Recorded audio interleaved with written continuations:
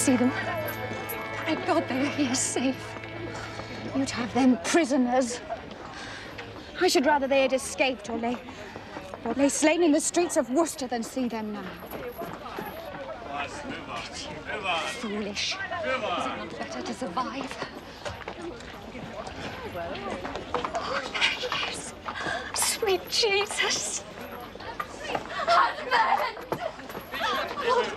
Sweet wife, save your tears. Where are they leading you? To the Tower of London to be hanged, I presume. No. Well, Never. we're all God's children.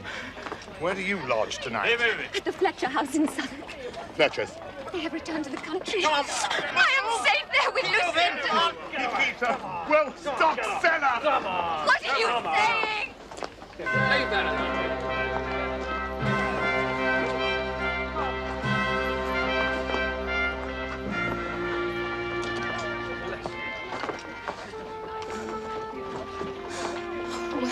Are they?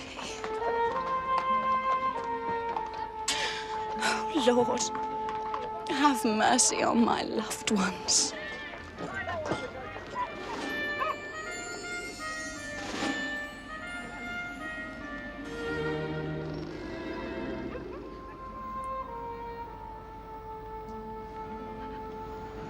Cromwell has crushed them. Dear cousin, I share your tears for Edward and Tom. But we must think to the future, to those who God has spared, how we might free them. Future? What future? It was all with the Scots army and Prince Charles. My dear, sweet Edward told me it was all to be resolved in one last battle. Come to bed. You are distraught. At least for this one night, we have warmth and comfort. Warmth, comfort. This house, our sanctuary. I pray you told the servants I was your companion and not Lady Winter. Anne and John would like it not, I think. Ralph! My love! How have you escaped? 'Tis not escape, my love, but an hour's respite, and gold must change hands for it. I have come to see my old friend, Sir Austin Fletcher. We were schoolfellows together. Is he not at home? He is not, I told you. My parliamentarian friend, my dear Lucinda, is there a bottle of Burgundy in the house and some ale for my kindly captors?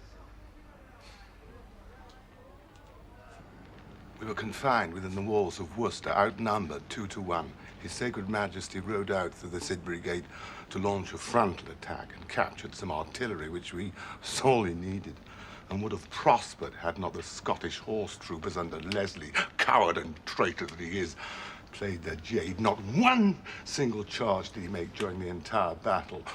Old Noll saw his advantage and built a bridge of boats across the Severn and drove us back within the walls. His Majesty, coming in on foot, raised our faint hope, shouting, "I had rather you shoot me than allow me to live to see the sad consequences of this fatal day." A valiant prince. Words, like the wise charm to the deaf adder, unheeded, our men threw down their arms as Cromwell stormed in, broke open houses, snatch, plunder, the streets full of carcasses and maimed bodies, all wallowing in their own blood, the city a sea of misery. And His Majesty? Would surely have perished had I not believed that God covered his head that day. I last saw him with Derby and Wilmot slipping out through St. Martin's Gate. And Edward and Tom? Lost from sight in the clamour and smoke and slaughter. Sir Ralph Winter. Aye. My hour is come. Help me to my feet. And weep not, my children. Here's one survived. What should I do now? Go home and wait and hope. And I, dearest husband, what would you have me do? Stay in London, visit me at night. I'm confined in a cell in Whitehall by the bowling green. Seek out friends and raise money for my bail. Friends? What friends? Your friend, Sir Alston. You laces are linked by marriage, are you not? £4,000 is the price on Sir Richard Fanshawe. 4,000? Dearest husband, I can scarce put a dress upon my back. Guile and wit, Susan. You're not lacking in either. Sell my property if you must, but speedily, or you may find yourself a widow within the month. Widow.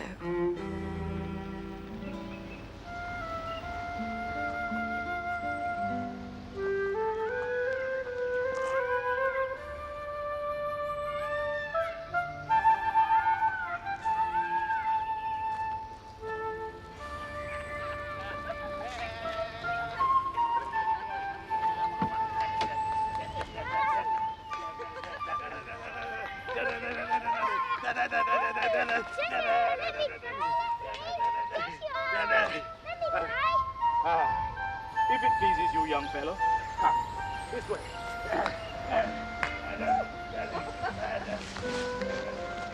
Where is the king if he's not been found among the dead? You call him king? Ah, for want of any other title. He's the man, Charles Stuart, and a traitor. Escaped. Followers, I think he may be headed for Wales. Ha, those cavemen, you'll never find him there. But if we do find him, when we do, what's to be done with him? Do we put him on trial and behead another king, Father? You can't. He's allied himself to Presbyterians. Pack of plundering Scottish brigands. We've routed them. You cannot have your Presbyterian king. I judge the alternative. I know you do. But you say yourself England needs a monarchy, and she has but one leader. Cromwell? Cromwell wants to be king? It is not what Cromwell wants. It is what God, by giving us these resounding victories, has ordained. God! Then a humble merchant's view is of no consequence. Oh, Father. It is important we know the City of London's view. We are, after all, dependent on you. Aye, and you do well to remember it. Well, I can't speak for others and I can't speak for God, but I say that remedy is worse than the disease. You'll alienate all who believe in a commonwealth and resolve all discussions on government into Cromwell or Stuart. If you want a king, negotiate with the boy Charles or whoever's next in line. And dissolve this wretched rump and rule through a properly constituted parliament. That's impossible. The king is dead. We've crushed his successor. Now, do you not hold that we must find a godly settlement of this nation? Godly! Stop it! Both of you. This visit was made for pleasure. For you to see your grandson and for John to have some respite from his duties. And all you've done since we arrived is quarrel. Am I quarrelsome? Did I begin it? But I'll finish with this. If that Cromwell puts the crown of England on his round head, he'll not have my support a second longer.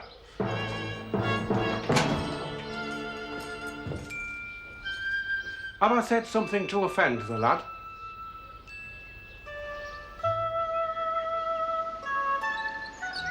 A child's grave? My son. He was strong and healthy till 6 weeks ago. And then a fever came and took him, and he was gone within the space of a day. God will give you others. Oh, I've no doubt he will. And will he take those too? And what kind of a world is it I bring them into? If they're spared as babes, they die as young men with pikes in their bellies or riddled with musket balls. My son... What delays him? One question. Is it safe? Should have gone myself. You cannot argue with him. He's a born actor and needs to rehearse his skills. God grant his enthusiasm does not see us all hang. You've not heard the news from Worcester? War's over. My ears are closed to all talks of war. I leave that to my husband. And he says the fight goes on and on. Are you from Worcester? I've not seen your face around here before. Oh, I'm no soldier. But I came upon some running from the battle and was compelled to be their guide. 2 of them knew this castle. Arnscourt, is it? What side were your soldiers? Good woman. Can you be faithful to some distressed cavaliers? Come with me.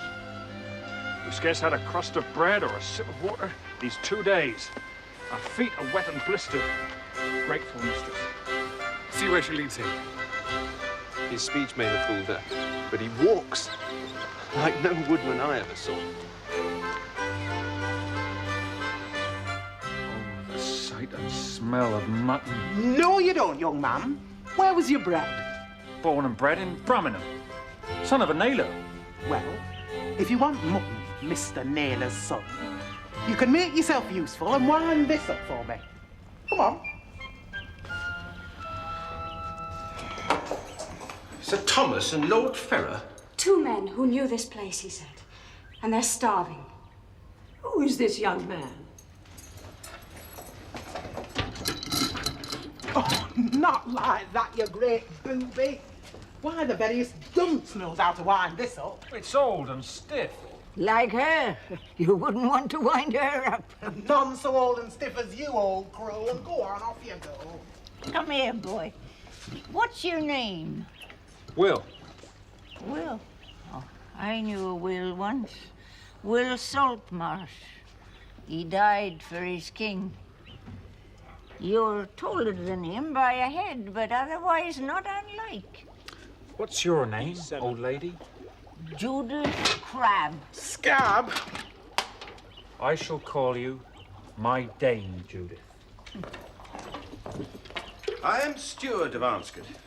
Mistress Jackman tells me you come to seek food for some cavaliers. In confidence, can you name them? In confidence? No. That would be to betray their confidence. Sharp wit, boy. Silence, woman! If I have misjudged this house, I ask forgiveness and bid you all good day. Mind you. Good day. Mr. Cropper, you frightened him off. But why should I believe him? Help me fill this basket. Bread. Who is that fella? The King of England. King of imbeciles. Truly, he was a most Puritan-looking gentleman, Tom. Mr. Cropper's countenance, sire, is no true guide to his heart. He would not betray us. Even so, I fear we may have aroused too much interest to chance sleeping a night there. And yet I'm loath to spend another night in an oak tree, Ned. Who's this? 'Tis good wife Margaret, sire, from my house. Another loyal servant? Good Margaret, we come not a moment too soon. We're weak with hunger.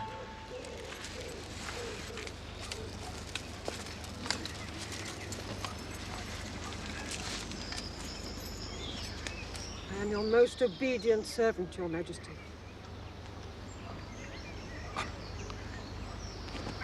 Who is she addressing? I'm a humble woodman, ma'am. Guide to these noble gentlemen. Will Jones, my name. By whatever name you choose, sire. How am I discovered? Was it some fault of performance in the kitchen? Did my tongue slip? It's not your tongue, sire. It's your stockings. The pretty trimmings. Whoever saw a woodsman wear such royal stockings? I thank you, mistress.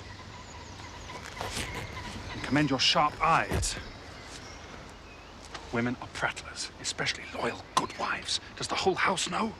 I would rather die, sire, than have you discovered.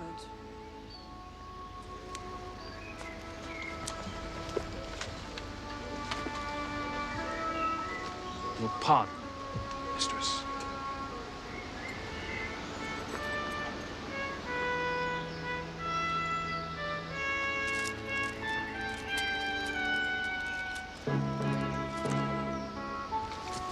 Good Margaret. The Fletchers are visiting Sir Austin and Lord of Melsham. We have word they will return tomorrow. We cannot leave him here in the open.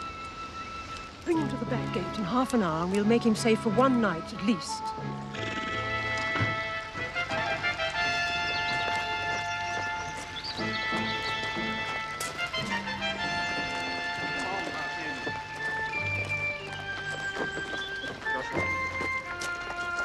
Up you go, young man. Sit over there. Forgive us for leaving. But your quarrels and ill feelings with John are too painful a reminder of mine with my own father. I have not the stomach for them. They're not too serious. John and I have always argued. But, you and he, is all well between you? Of course.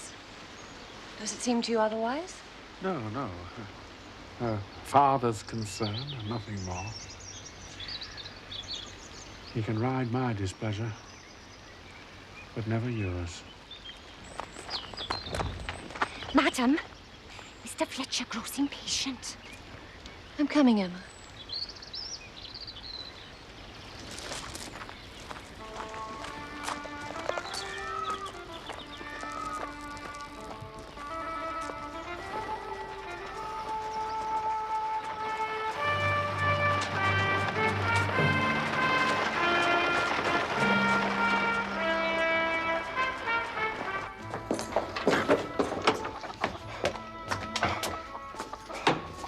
The king, Hannah.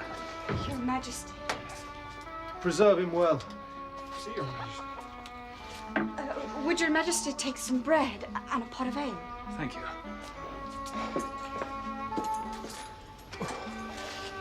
This is a most welcoming, friendly place.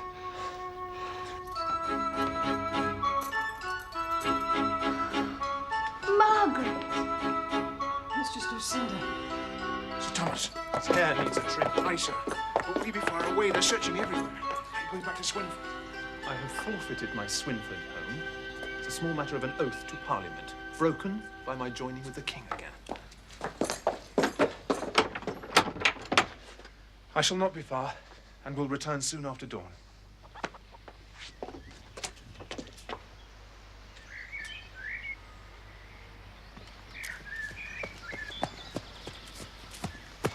Tom!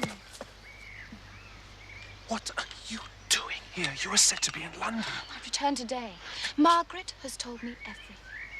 That Edward is safe, and the king... Shh, quiet. You raise the house. What are your plans? We changed them by the hour. We dodged and weaved our way past Cromwell's troop these past 4 days, and I fear we shall soon be out of luck and inspiration. If you could reach the coast, find a ship. What? Sir Austin has ships. Sir Austin? He has no quarrel with you. It's more with Parliament and John if you could hear him talk. Oh. Let us ride to him tonight and plead with him. If he refuses, nothing's lost. Come. I have horses waiting. You always were the one for the madcap schemes.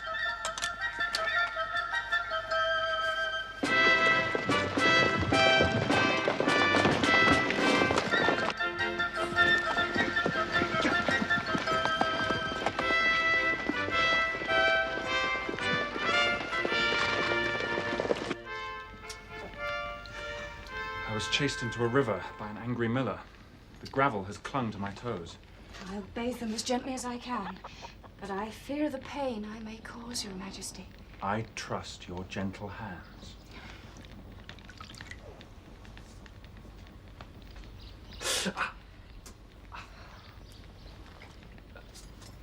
I think I'm required to trim your hair, Your Majesty. Aye. It was hacked off at my last resting place with something resembling a billhook. Can you shape it in your style? My wife will be better able. She does mine. Oh, go to it, husband. I'm busy with the feet. And get His Majesty some more beer.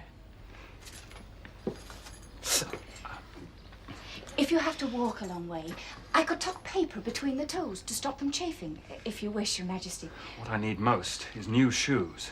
Those were given me, but I fear I have the largest feet in my 3 kingdoms. Oh, I always thought my husband had that honor. Ah. Gladly give Your Majesty a pair of mine. Gladly accepted.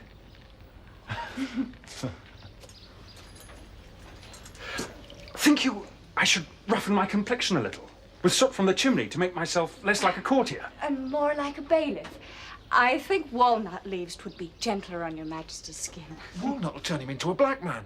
A Moor of Venice. Who shall know me then? If you could tilt your head back, Your Majesty. No more of Your Majesty. Mr. Jones, I am, while Mr. Cromwell rules in my stead. Ah! Oh. My nose is bleeding. Here. Nothing to concern you. 'Tis but a weakness from childhood.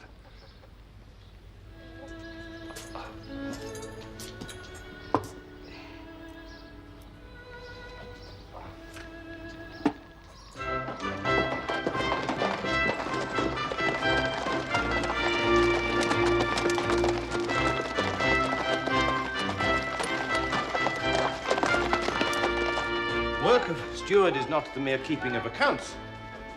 You must know, defend all the customs and traditions of a great house. Captain Lecky.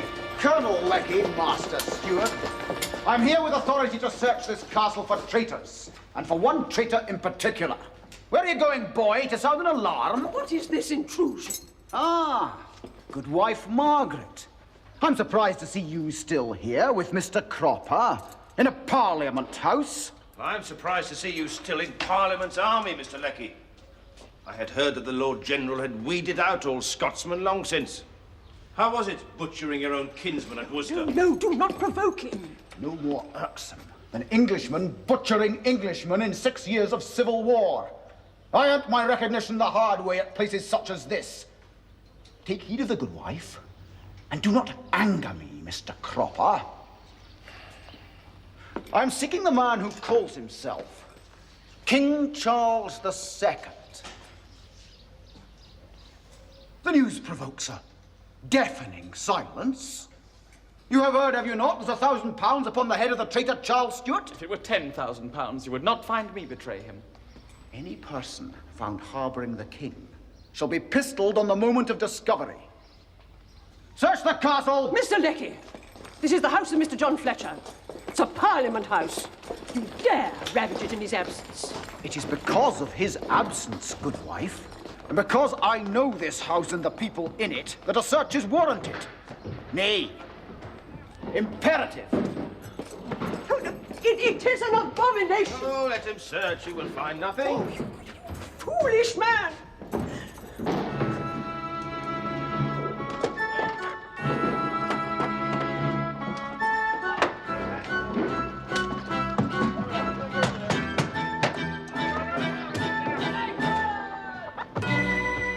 What is it? Look for yourself.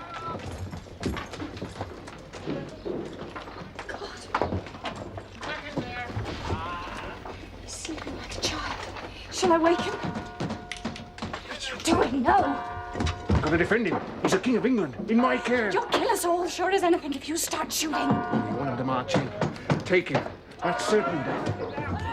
Could pretend that he's your cousin, Will Jackman, sick with the plague. They'll not linger if we tell them that. Cousin Will, am I? Oh, Your Majesty, there's troopers outside. I can play the woodman, I can play the sick man. I'll show him the palsied feet.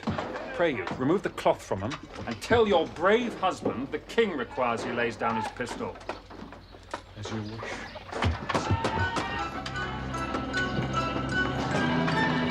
Cease your search at once. I order your colonel. Cease, I say, back of your heads. You uncouth rogues, inside. All of you. Come on, all of you. Back to the house, man. Inside. Come on.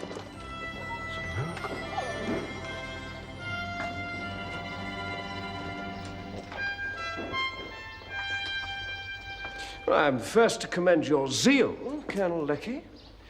But I do assure you, a change has come about this house since last you were here, and I shall be very surprised indeed if it were now harboring cavaliers. It was indeed the certainty that there are no such persons that obliged me to agree to Colonel Lecky searching... My husband lets you off lightly, Mr. Lecky. I say it is an outrage that you should enter my house, knowing of our absence, and frighten our people with your bullying ways. Madam, there is a proclamation by Parliament for the discovery and apprehension Indeed. My husband helped draft it. That does not warrant you to exceed your powers. Catch him in the woods, on the roads, you have troops enough. But leave God-fearing people unmolested in their own homes.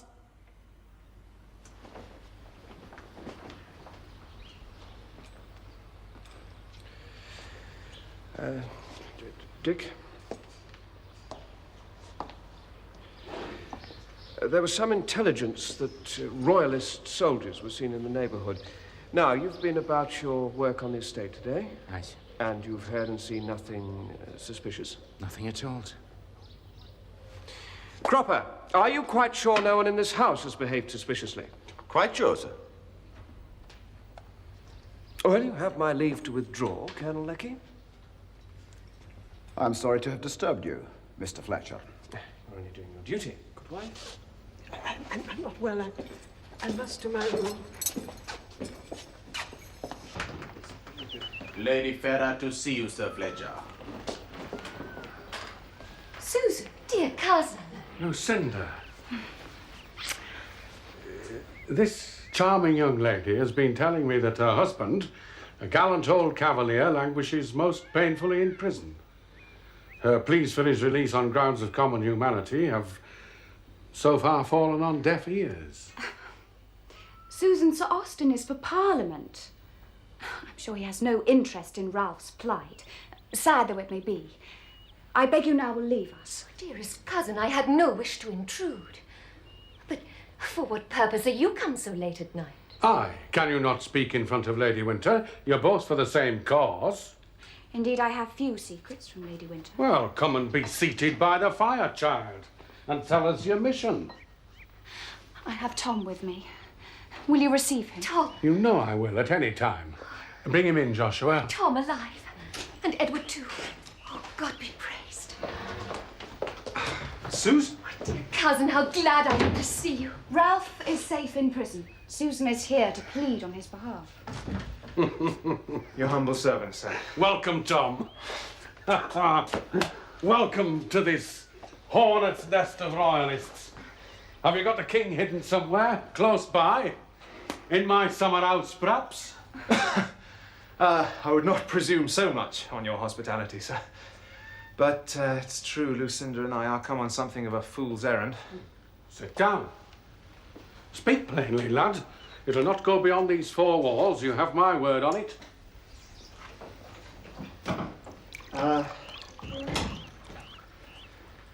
I'm a fugitive. Together with Edward and the man I call my sovereign, Charles Stuart. We need a ship for safe passage to France. And you come to a parliament, man, to save your king? There's logic for you. Are there no cavaliers with ships? No men that are heart and hand for the king? They're either slain long since, or have taken the oath and were better off dead. But you're asking me to act against my conscience. Not so. Are there no men in England who can rise above this petty struggle? It was because I believed you to be such a man, from the affectionate way Lucinda spoke of you, that I came with my request. Lady Winter argues a most interesting case. That I would not be acting against my conscience, but rising above it. I'm to provide bail for her husband and put one of my ships at the disposal of a man with a price on his head. I think we have our answer. Not so fast, young man, before you run off hot-headed to almost certain death. Sit down, both of you. In my philosophy... I can cut through your philosophy, sir, and John's, as easily as I can cut a crophead's throat and point to God for my witness. Tom, let him speak. Ah, do me that much courtesy.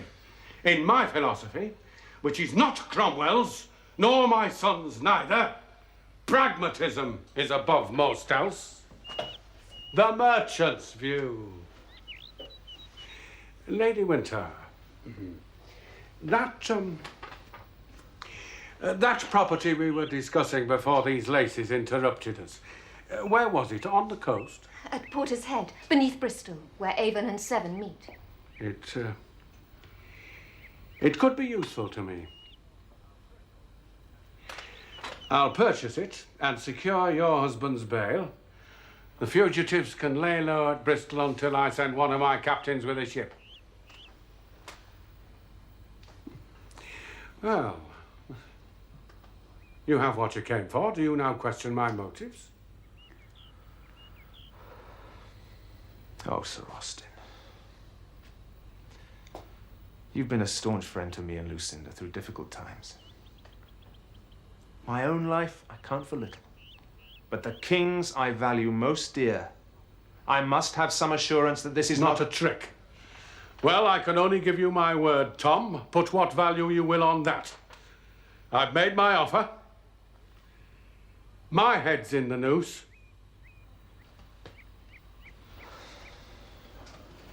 Accept, Tom. What else have we?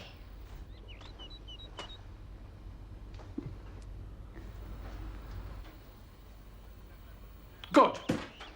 Then let us lay out the plan.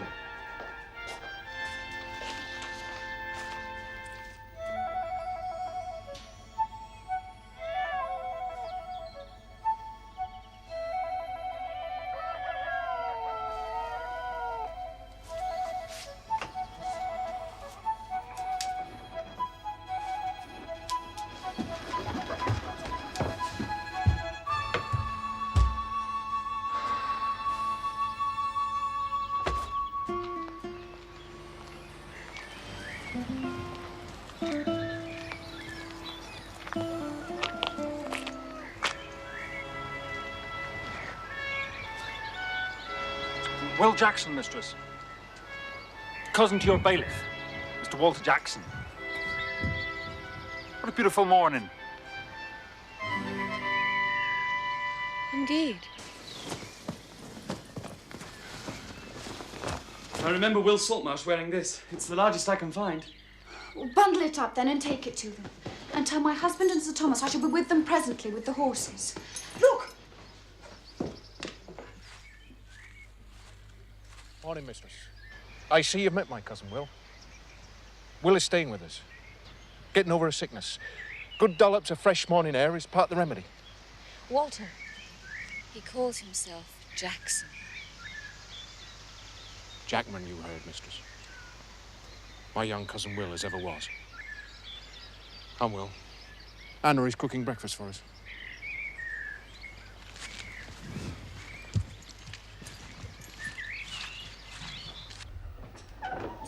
John, Anne, do not disturb me now. I have seen the king. What say you? Not 10 minutes since. Walking in our garden. I'm sure you're mistaken. No, I'm not. I spoke with him.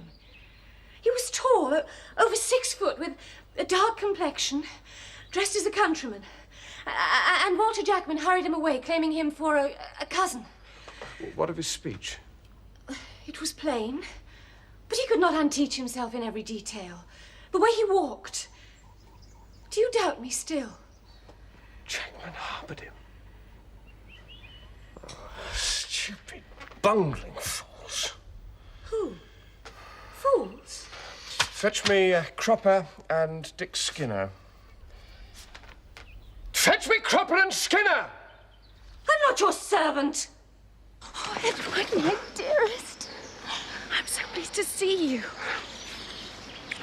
And are you, my sweet?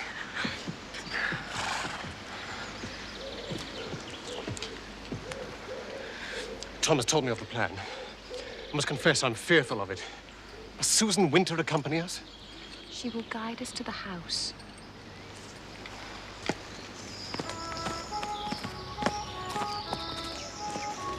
Your most humble servant. No ceremony, pray. We're not at court now. Do I pass as servant to my Lady Farrell? Never before has a lady had such a servant. Come, we must away, Lucinda.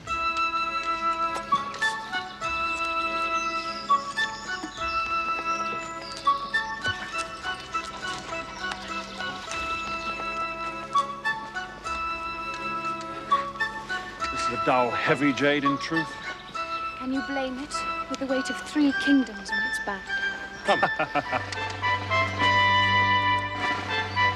God Your Majesty.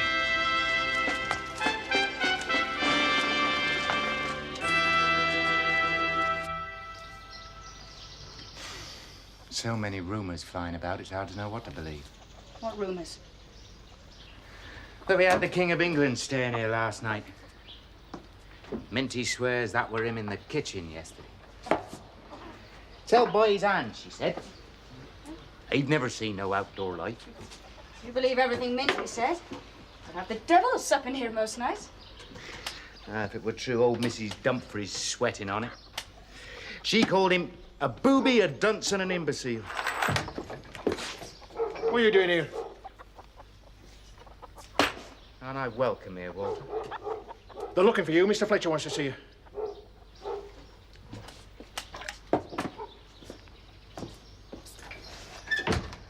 Damn fool woman. What do you leave this lying round for? You wanted to keep them. You can tell Mr. Fletcher I agree wholeheartedly. The matter is already underway and shall be executed according to his wishes. Aye, sir.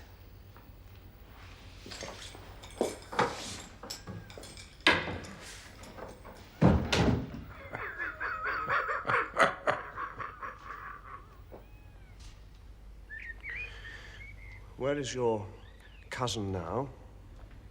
Gone home, sir. He only stayed there one night. I know full well that you're lying, Jackman. Your cousin is the traitor and fugitive Charles Stewart. Would I were so fortunate, Mr. Fletcher.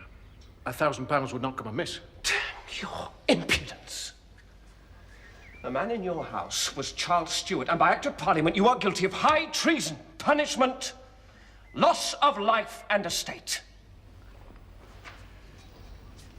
I should ask for proof, sir. And witnesses by law. Don't quote me, the law, man! I was bred to the law! My wife witnessed him, Jackson. Now you bring me this cousin, that he may save your neck. And your wife's too. Aye, both of you. Was it so much to ask for? Loyalty for the hand that feeds you? Oh, it is not I, but God you must answer to, Mr. Jackman! I dismiss you from my service as bailiff of Anscott. Hand over your keys, your account, and all your properties, and be gone with your wife from here by daybreak. Oh, God, have mercy. Where can we go? No, Fletcher, sir. The Jackmans have worked on this estate for nigh on 4 generations. And things will go to ruin. Premier Cooper, would you have me dismiss you too? No! Spare them! Dismiss me! It was I who persuaded them. The good wife is sick. Take her to a room. Mr. Fletcher, killing us would be more merciful. Permit one question, Mr. Fletcher. What? Who is to follow me as bailiff? Skinner. Dick Skinner is your natural successor. Aye, sir. You couldn't have a better.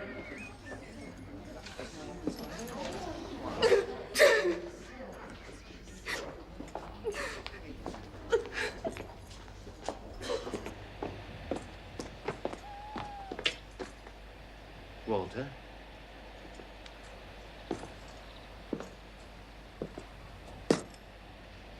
Oh!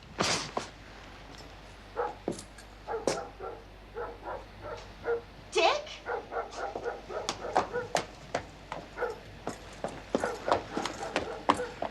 He must have thought it was me and told on him. It wasn't him. I knew nothing. And I wouldn't betray him, the dunderhead, if I had known. You mustn't mind him. You're bailiff now. We can be married.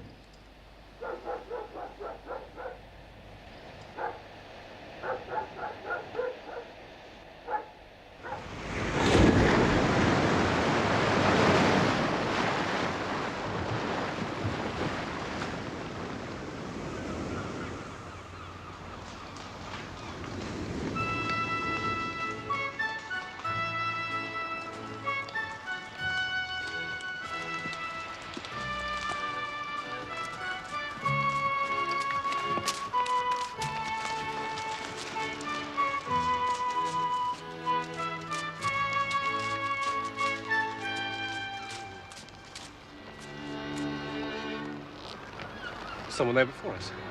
Servant? I do not know. Stay concealed. I'll determine it.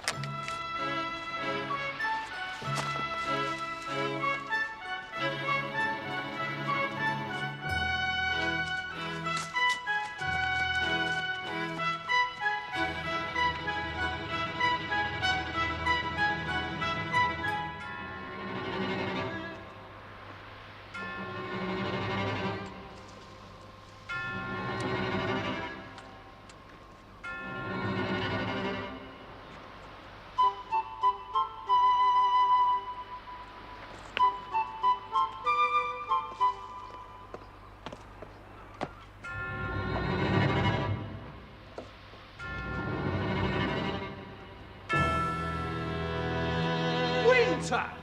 Tom! My boy! This is indeed the hand of Providence, Your Majesty. You must pardon me the meanness of my hospitality. I arrived here myself but an hour since. You had no word. We were expected. Indeed, none, sir. But have you escaped from prison? Not escaped. I have sold this house to Sir Austin Fletcher for your bail. You have sold my house. You instructed me, husband. Well, so I did, my dove. And now I am homeless with my sovereign. So if it was not escape and not bail, tell us, you old rogue, by what machinations we find you here. Not machinations, my friend. You call it an act of God. I awoke one morning with a surfeit of boils upon my rump, so hideous in their appearance that my captors discharged me. It's too much the hand of Providence that he has here, do you not think? I've often feared this gallant old man. If you're right, he's an instrument of your friend, Sir Austin Fletcher. Sir, into the next room, I beg you. Is it not the captain of our ship? Open the door to him, Tom.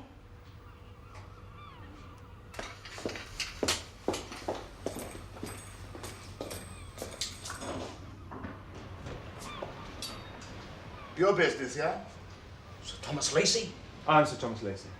Who sent you? I'm the master of the Phoenix. I'm informed there be gentlemen here wish to be conveyed to France. 2 gentlemen, a lady and her servant.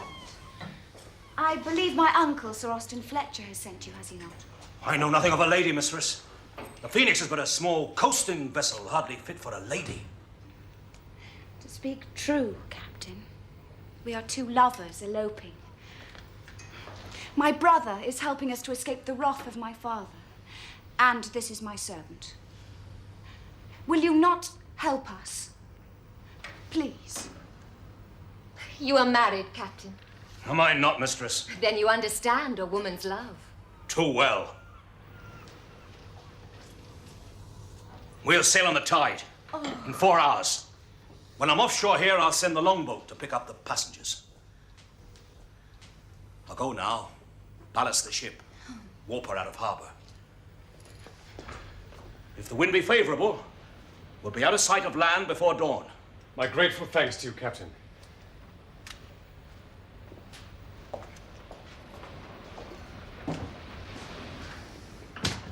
I commend you, Lady Farah. Your story of lovers touched my heart. And Ned's too, I've no doubt. 4 hours we have for sleep and food.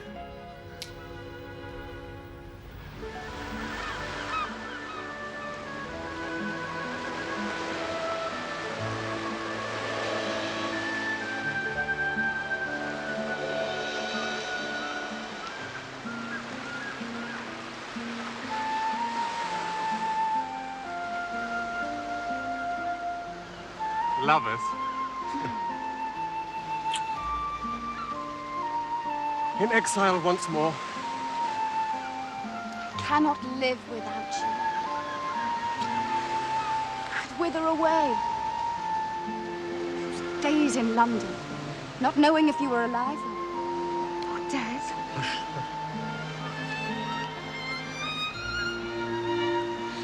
have such dark forebodings, my dearest love. Hush.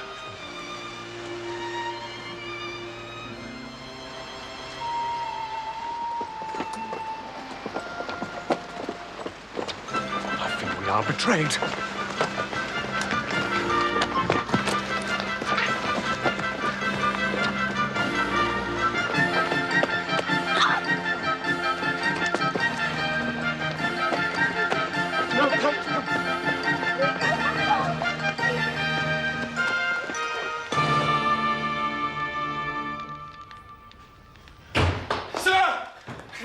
Coming up from the shore. The ship? No sign of it. The captain has betrayed us. Sir, I urge you to ride from here at once. If I must, but where?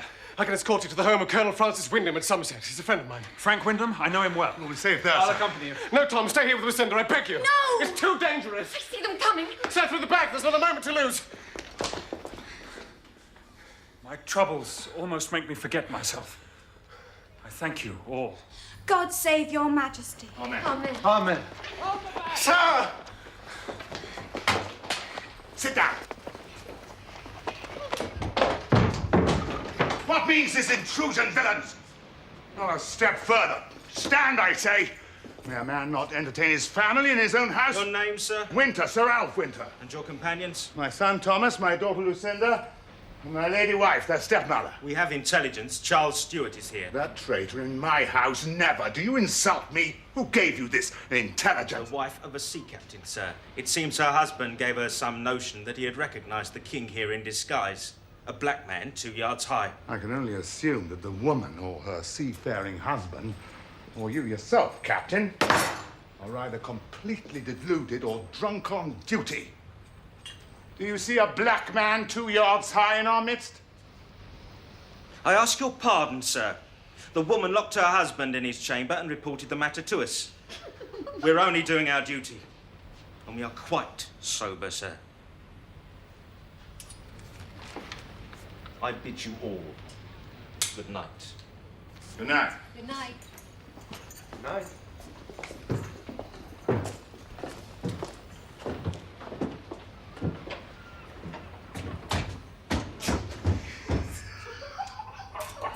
Sarah sexy. More wine, Susan, to celebrate. Did you ever see a crop-head captain so put down?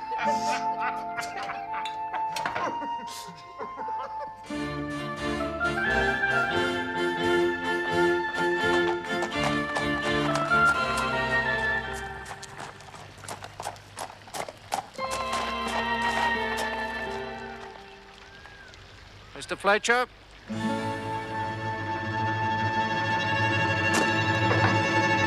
Ah, John, my boy. It's a few weeks now since you honoured me with a visit. Well, perhaps it's the company you keep, Father. But since you're here, Tom, Lucinda, no doubt you wish to hear the news I bring of your sovereign. He has safe returned to France, and Edward with him. Oh. They sailed from the Sussex coast in a coal brig these 4 days since. God be praised. So say we all. Eh, John? Indeed. What mean you? Explain to them, my boy. I could have captured your king any time I wished. Such was your blundering about Arnscott. And spoke with him in the garden. Jackson. Why did you not take him then? Does England want the head of another king in the space of 2 years? My reasons also. When you came to plead for him. Honourable reasons. And a brave decision, both of you. What would Cromwell say to it? I think he would say it was the Lord's work. Aye. We can't leave it all to Cromwell. I wrote a letter to Father urging him to put a ship at your disposal. Which I'd already done. And another letter to Colonel Lecky sending him to Herefordshire, thus clearing the way. But still you bungled it. What is to be done with you now, Tom? You've broken your oath to Parliament, fought at Worcester, helped an enemy of England to escape, and you never rest. Take me, hang me, do whatever makes you happy, John. I'm a fallen cavalier, malignant to the last. All those that take the sword shall perish with the sword. Matthew, I think. Well, you must hang me too, John, for I too have sinned against the saints. They'll both stay here with me for the present. I'll find them occupation. Or a ship. In the meantime, they can help Walter Jackman put my estate in order. Aye, Father. Jackman. Well, a good bailiff is hard to come by, son.